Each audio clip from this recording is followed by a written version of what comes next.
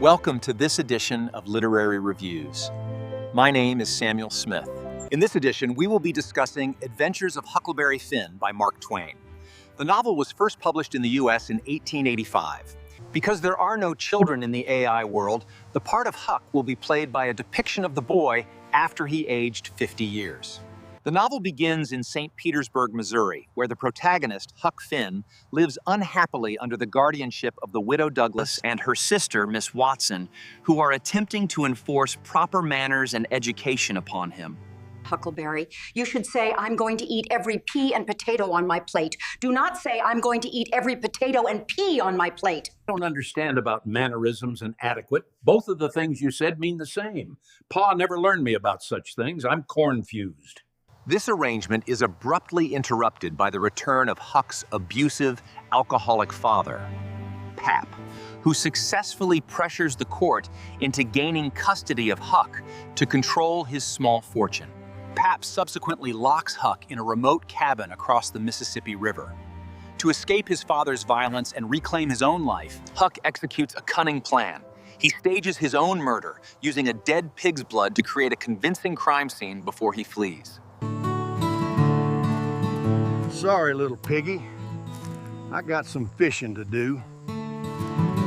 Huck finds refuge on Jackson's Island, where he accidentally encounters Jim, Miss Watson's slave. Jim has run away after overhearing a conversation confirming he was about to be sold downriver.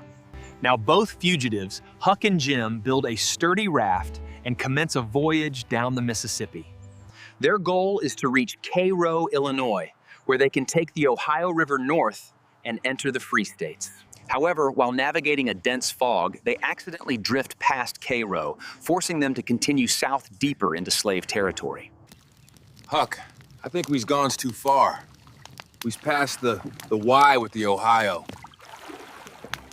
Their journey is marked by dangerous and chaotic encounters ashore. A steamboat strikes their raft, separating the two friends and leading Huck to the home of the Grangerford family. Huck stays with them, and only to become entangled in their ongoing violent feud with the neighboring Shepherdson family, which culminates in a bloody gunfight. These are mostly Shepherdsons. Most of the Grangerfords are in the house. They were really nice to me and made sure I made it out alive, even if they didn't. Looks like neither family's going to the fast money round. I better get back and find Jim. It'll be good to get out of these confounded britches and their shoes. After witnessing the massacre, Huck escapes and reunites with Jim, who had successfully salvaged and repaired the raft. Soon after, their raft is boarded by two men fleeing an angry mob. They introduce themselves as royalty and nobility, the Duke and the Dauphin. These con artists swiftly usurp control of the raft and involve Huck and Jim in multiple fraudulent schemes in the river towns they pass through. Their most elaborate swindle involves posing as the long-lost English heirs to the deceased Peter Wilkes. Huck, disturbed by their cruel manipulation of Wilkes's three orphaned nieces, secretly foils their plan by stealing the inheritance money and hiding it in Wilkes' coffin just before the burial. Gee, Huck, you're cute. You need to come back and see us in a few more years. The arrival of the real English heirs exposes the fraud, but the Duke and Dauphin manage to escape the ensuing confusion and rejoin the raft. The plot reaches its crisis when the Duke and Dauphin, in a final act of betrayal, sell Jim back into slavery for a meager $40. Jim is held captive at the Phelps farm. Huck travels to the farm to rescue Jim, only to be mistaken for Tom Sawyer, the Phelps nephew. When the real Tom Sawyer arrives, he agrees to help, but insists on turning the simple rescue into a ridiculously complicated, drawn-out prison break, subjecting Jim to various unnecessary indignities. After a protracted escape attempt ends with Tom being shot, Jim is recaptured. Things didn't go so well. They's worse than when those two tried to help. Eyes shouldn't complains. Days only cheerings.